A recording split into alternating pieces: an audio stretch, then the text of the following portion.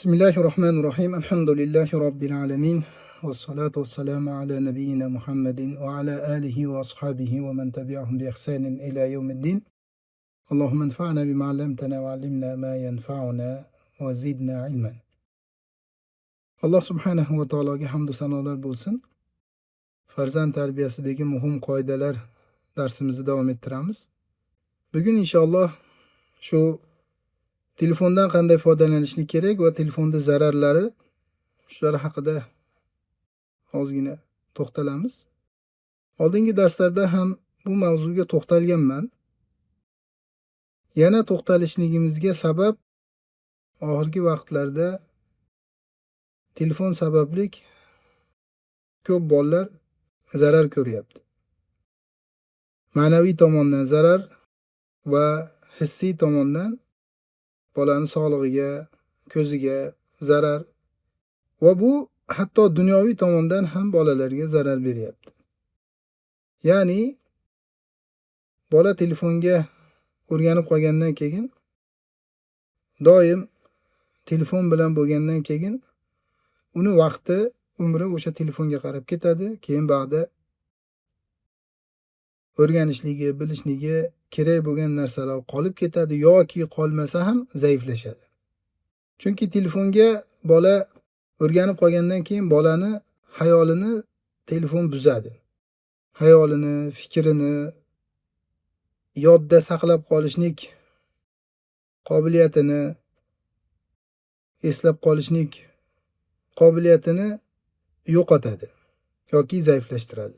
Shuning uchun telefonda zararini ota-onalar birinchi o'rinda tushunishlik kerak. Chunki bola buni bilmaydi. Bola hali aqli pishmaganligi uchun bola bu narsalarni tushunib yetmaydi. Lekin ota-ona tushunib yetgan, ota-ona bilishlik kerak va ota-onani bu vazifasi. Oldingi darsda men to'xtaldim. Nimaga to'xtaldim? Ota-ona o'zini vazifasini bilishlik kerak. Vazifasini bajarishlik kerak. Ota bo'lsin, ona bo'lsin.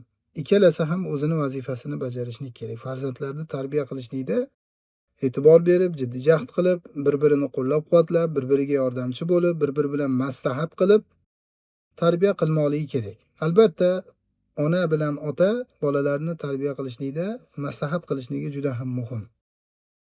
Bolalarini fe'liga, xulqiga, odobiga, yurishiga, turishiga, yashashiga hamma yo'g'iga e'tibor berib, qaysi tomonga qarab ketyapti? Ijobiy tomongami yoki salbiy tomongami? Shu narsalar haqida ota-ona o'tirib, ya'ni alohida vaqt ajratib, shu narsalar haqida gaplashmoqligi kerak. Dunyoviy ishlar haqida gaplashadi, ko'chani ishlari haqida gaplashadi, bo'layotgan xabarlar, voqealar haqida gaplashadi, turmush, hayot yo'li haqida, yashashlik haqida, yeyishlik haqida, ichishlik haqida va hokazo turli xil mavzularda, turli xil narsalarda ota-ona gaplashadi.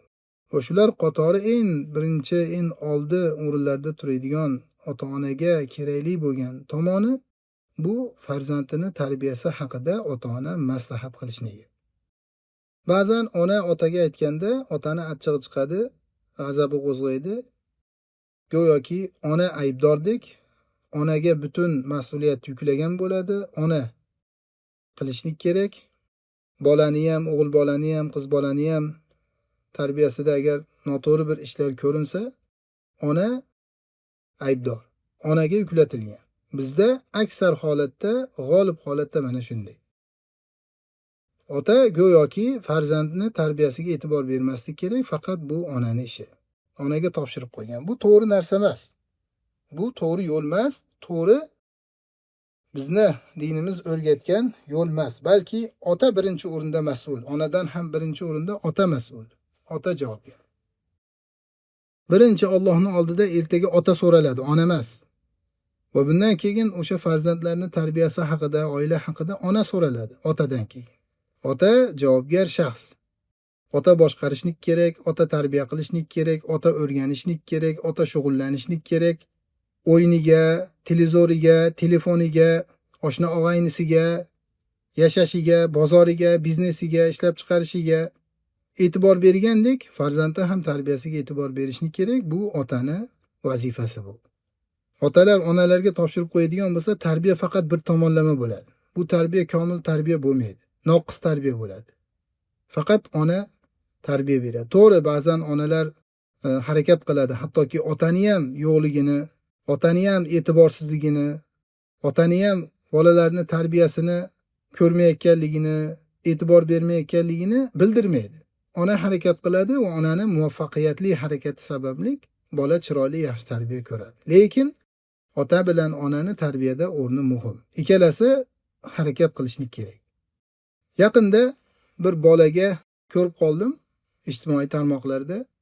Bir bolaga otang nima ko'radi desa, shunga o'xshash savol berdi telefonda. Otam uyatsiz narsalarni ko'radi deyapti. Ya'ni bu juda ham bolani tarbiyasini buzuvchi narsa. O'zi aslan ko'rmaslik kerak ota, lekin bolasini oldida ko'rishligi zararni 2 barobar ko'paytiryapti. Birinchi o'ziga zarar, o'sha uyatsiz narsalarni ko'rishlik, ikkinchisi bolasini oldida ko'rishligi, bolasi ham ko'rib turishligi bu ikkinchi kattaroq zarar. Bolasiga bu yomon, xunuk tarbiya beryapti. Bolasini oldida bemalol o'sha uyatsiz narsalarni, suratlar bo'lsin, filmlar bo'lsin, kinolar bo'lsin, nimalar bo'lsin, o'shalarni telefonda ko'rayotgan bo'lsa. Nima o'rganadi bu bola? Bu ko'p otalarda va ko'p onalarda bu narsa kuzatiladi. E'tibor bermaydi, bolasini oldida bir kino ko'rib o'tiraveradi. Bolasini oldida bir keraksiz narsani ko'rib o'tiraveradi. Bolasini oldida telefoni bilan doim mashg'ul bo'ladi. Boshini telefonidan ko'tarmaydi. Qo'lini telefonidan bo'shatmaydi. Agar o'zini ishini qilayotgan bo'lsa ham, ota-ona o'sha telefonda bolani oldida ko'p ushlab turishligi, ko'p mashg'ul bo'lishligi telefon bilan bolani telefonga o'rgatadi. Endi kinolarni ko'rishligi, bir narsalarni ko'rishligi bolasi bilan bu bolasini telefonga o'rgatyapti bu odam.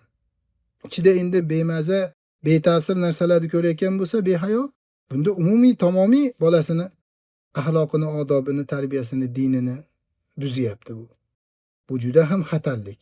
Buni ya'ni salbiy tomoni tez orada ko'rinadi. Bolalar telefonga o'rganadi va otasidan o'shanaqa yomon narsalarni yoki onasidan yomon narsalarni ko'rishlikni o'rganadi.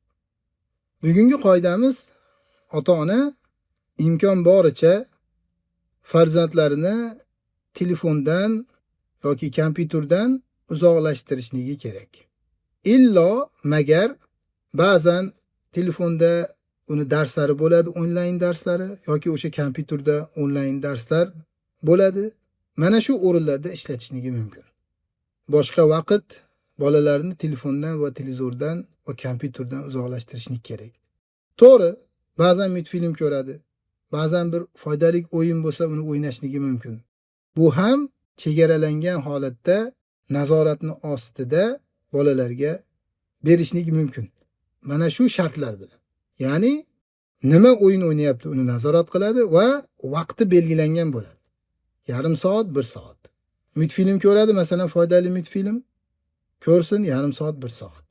Yoki telefonda o'yin o'ynaydi, foydali o'yin, bolaga foydali bo'lgan o'yin bo'lishni kerak. Buni ota-ona nazorat qilishni kerak. Qanaqa o'yin o'ynasa, internetdan xohlagan o'yinini yuklab olib, o'ynaverishligiga qo'ymaslik kerak. Balki o'sha o'yiniga e'tibor berib, qanaqa o'yin o'ynayapti, u foydalimi, zararlimi? Buni tekshirishni kerak va mana shunga qarab turib bolaga o'sha yarim soatmi, 1 soatni beradi. U ham ba'zi narsalarga agar shart qilib bersa, ya'ni darsingni yaxshi qilsin, o'qishingni yaxshi qilsin, masalan, Qur'on yodlayotgan bo'lsa, Qur'oningni yodlab bo'lsin, yoki maktabda darslari shularni qilib bo'lsin, uy vazifalari, topshiriqlar, bularni bajarsin, mashqlar, masalan, ularni bajarsin. Keyin masalan yarim soat yoki 1 soat o'ynaysan yoki yarim soat, 1 soat multfilm ko'rasan desa, mana bunda yana ham o'sha bolani darslarga qiziqtirish, darslarga rag'batlantirish bo'ladi. Endi ayrim ota-onalar yosh bolalarga telefon berib qo'ygan, smartfon, telefon bergan va uni internetga bog'lab bergan. Bu juda ham xatarli. Bu juda xatarli. Men ta'kidlab aytyapman, chunki buni zarari juda ham ko'p bolalarda ko'rilyapti. Bolani o'ziga nima qilgan? Telefonni berib qo'ygan. Ya'ni o'zi shaxsiy ishlatadi u telefonni. Kechqurun nimani ko'ryapti, yotayotganda nima bilan mashg'ul o'sha telefonda, kim bilan gaplashyapti, qanaqa narsalar ko'ryapti, bularni nazorat qilmaganligi sababli, bunga e'tibor bermaganligi sababli, bular bilan ishi bo'lmaganligi sababli ko'chada kim bilan gaplashyapti o'sha telefonida, nimani ko'ryapti, qanaqa bu narsalarga e'tibor bermaganligi sababli ota-ona bular bilan yoki ishi bo'lmaganligi sababli ota-onani bolasiga telefon berib qo'yadi, o'ziga telefon. Va unga internetni yuklab beradi, internet solib beradi va bola xohlagan joyiga xohlagandek kiradi va bolani shayton aldashligi juda ham oson, chunki bolani aqli hali pishmagan, bolani shahvati bo'lib ham o'smir yoshida bo'lsa, o'smir yoshiga yaqinlashayotgan bola bo'lsa, bunda juda ham xatarli. Shayton bunaqa yosh bolalarni aldashligi oson bo'ladi. Va telefon bu tamom aldanishlik vositasini ota-ona bolani qo'liga berdi degan. Telefonni agar bersa, unga telefon olib bersa, bola adashishligi, aldanishligi oson bo'lgan vositani, ya'ni yo'lni ko'rsatib qo'ydi degan. Bolasini o'sha buzuq narsalarni qilishlikka yo'lini ochib qo'ydi degani, qo'liga telefonni berib qo'ydi degan. Shuning uchun bolalarga telefon, o'ziga telefon berishlik mumkin emas. To'g'ri, ba'zan qayerda, qayerga boryapti, qachon chiqdi, nima qilyapti, bu narsalarni bilib turishlik uchun oddiy telefon bersa bo'ladi. Bir sim karta solib beradi, bo'ldi. U smartfon telefon emas. Lekin smartfon telefonni berishlik, bolaga uni topshirib qo'yishlik bu juda ham bolaga xatarli. Bunga e'tiborsizlik bolani yomon narsalarga olib boradi. Ayrim Yevropada yashayotgan yoki yana boshqa joylarda yashayotgan ota-onalar mana shunday qilib tashlab qo'yadi. Yoki bolam endi foydalanyapti, onlayn darslari bor deydi, berib qo'yadi. O'ziga bir telefon olib beradi. Bular bahona emas bular. Bular hujjat bo'la olmaydi. Mayli onasini telefonidan foydalansin, otasini telefonidan foydalansin, katta akasi bo'lsa akasini telefonidan foydalansin.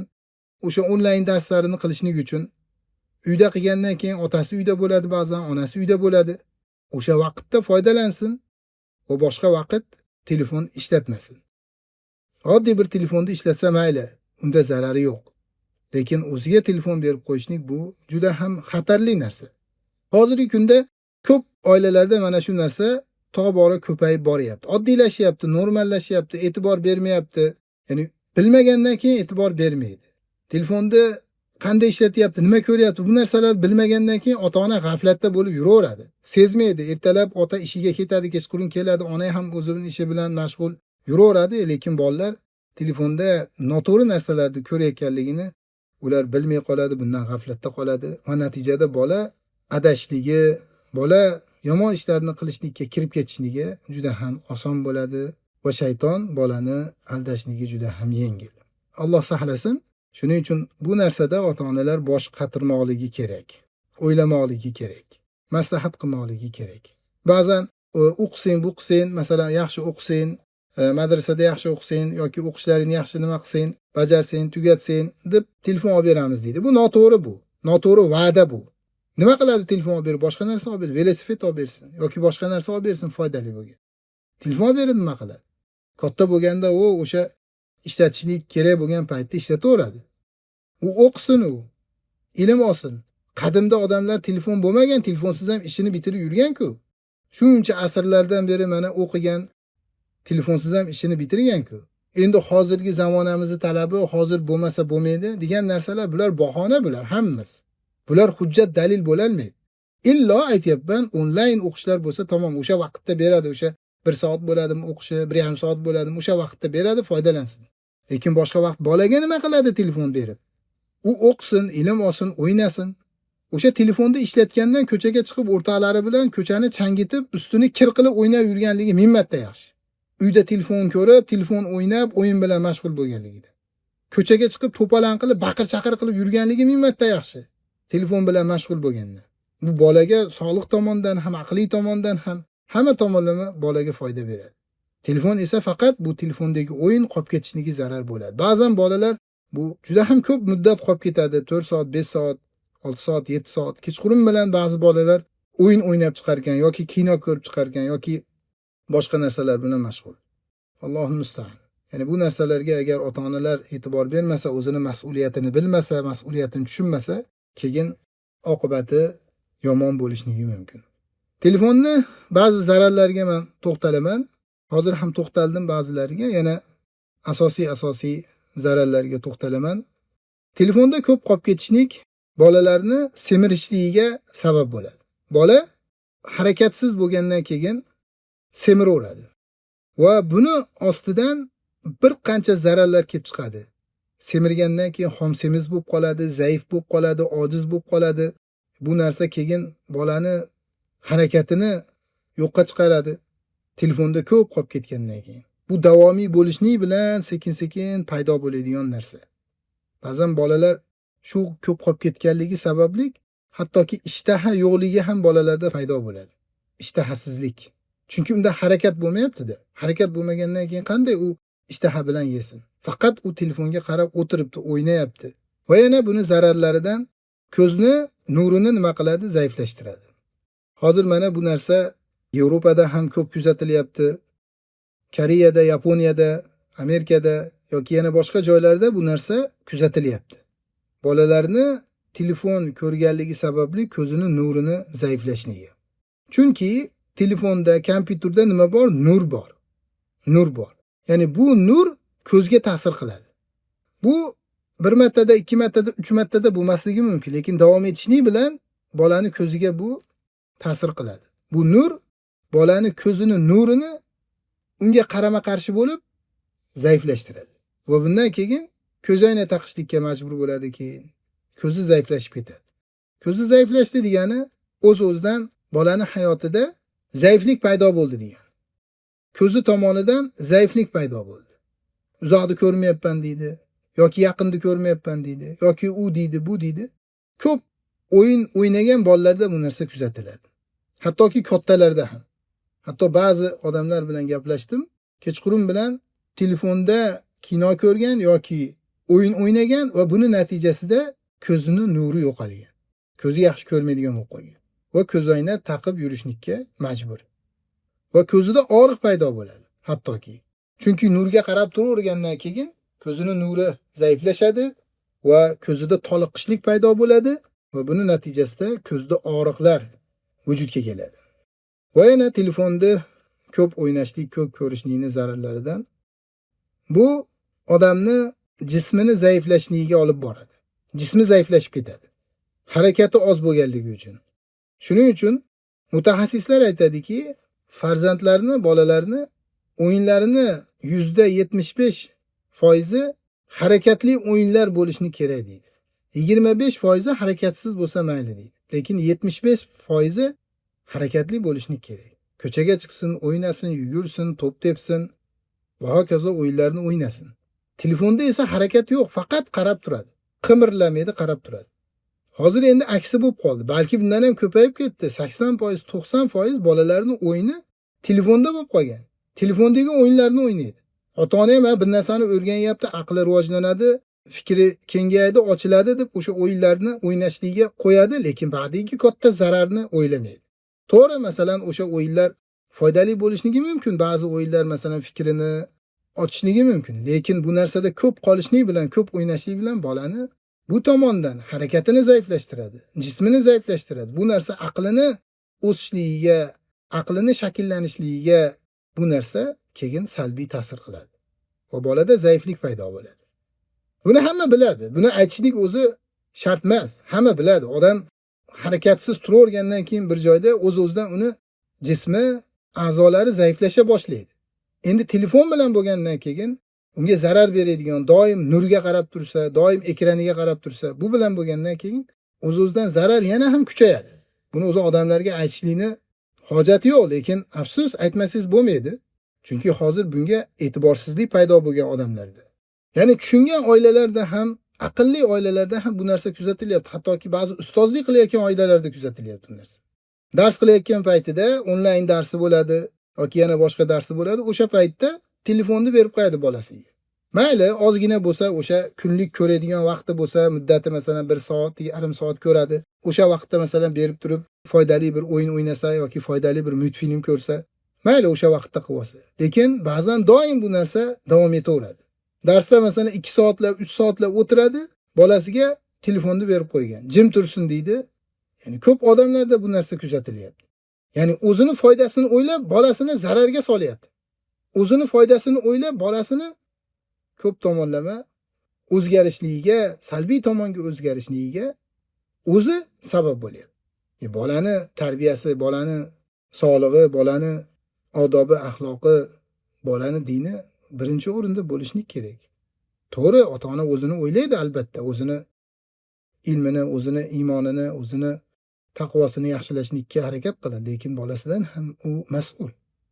Va yana telefonni xatarlik zararlaridan bu insonni fikrini bir joyda jamlanmaydigan qilib qo'yadi. Bu katta zararlardan. Hozir bolalarda juda ham ko'p kuzatilyapti. "Voy falonchi" deb chaqirsangiz, "Voy Abdulloh" desangiz eshitmaydi. Gapingizni eshityapti, lekin e'tibor qaratmaydi. U xayoli parishon, xayolparast bo'lib qolgan. Fikri bir joyda emas. Bir narsa haqida so'rasangiz, "A" deydi. "Tushundingizmi" desangiz, "A" deydi. Mana shunaqa bo'lib qolgan. Telefon o'ynayotgan paytda chaqirsangiz, "Voy Abdulloh, yo Muhammad" desa, otasi yoki onasi eshitmaydi u bola. Ovoz boryapti. Ovoz qulog'iga kelyapti, lekin uni xayoli telefonda. Yoki bu telefonda bo'lmagan ko'chada yurganda mana shunday bo'lib qoladi. Hatto ba'zilar o'sha telefonda gaplashib, mana kuni kecha bo'lgan narsa, bir ayol yo'ldan o'tib ketayotganda urib yuborgan uni mashina. Telefonda gaplashib, e'tibor bermasdan o'tgan, qaramasdan o'tib ketgan. Xayoli telefonga qarab ketgan. Yoki telefoni qo'lida bo'lmasa ham, telefonda ko'p foydalangandan keyin shunday bo'lib qoladi. Bu bir nechta insonlarda ko'rilyapti. Hattoki men o'zim ham bu narsani ba'zi bolalarda ko'rdim. Ko'p shu telefonda ko'p o'tiradigan, ko'p shu Instagramda o'tiradi, tinmay, TikTokda o'tiradi, tinmay. Bu unga zarar qilgan. O'sha Instagramda videolar yoki TikTokda videolarni nima qilib o'tkazadi. Mana bu ham katta zarar. Miya tezlashishligi, ya'ni ishlashligi, ko'zda qarashligi tezlashaveradi. Bisura bo'ladi bu. Tezlik bilan bo'ladi.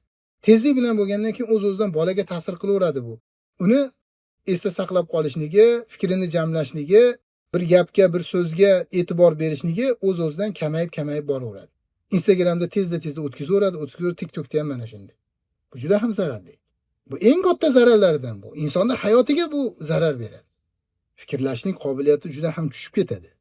Hattoki ba'zi mutaxassislar aytadiki, shunaqa ko'p shu o'yinlarni o'ynaydigan bolalar, masalan, tezda o'zgaradi-ku, o'yinlar ham bu tomonga o'tadi. Masalan, futbol o'ynaydigan bo'lsa, telefonda tezda aqi o'tadi, baqi o'tadi, tezlashadi. Narsalar hammasi tez bo'ladi. Bir zumda bo'laveradi. Qanaqa o'yin o'ynasa shunaqa, bir zumda bo'laveradi. Buni zararlari aytadiki, 3 ta narsada bu zararini ko'rsatadi deydi. Agar shu narsa, ya'ni 3 oy davom etadigan bo'lsa, bir xilda, masalan, bitta bola 3 oy qo'lida telefonda doim o'yin o'ynayapti. Kunda masalan 2 soat, 3 soat, 4 soatlab o'yin o'ynayapti. Bu o'z-o'zidan bolaga ta'sir qiladi. Nimalarga ta'sir qiladi? 3 ta narsasiga ta'sir. Aqliga ta'sir qiladi. Aqli zaiflashib ketadi va e'tibor berishligi zaiflash. Aqli zaiflashdi degani bo'ldi. Aqli zo'r ishlamaydi. Bir narsalarni tushunishligi qiyin bo'ladi. Bir gapni gapirasiz, tushundingmi desangiz, "A" deb qarab turaveradi yuzingizga. Yana qaytadan gapirasiz. Yana gapirasiz, ikkinchisida ham tushunmadim deyishingiz mumkin. Uchinchisida ham keyin zo'rg'a bunaqa deb misollarni keltirasiz, keyin tushuntirib berasiz. Bu nimadan bu? Mana shu telefonning zararlaridan. Yoki e'tibori zaif bo'ladi. Atrofda bo'layotgan ishlarga e'tibori zaif bo'ladi. E'tiborsizlikni paydo qiladi bolada.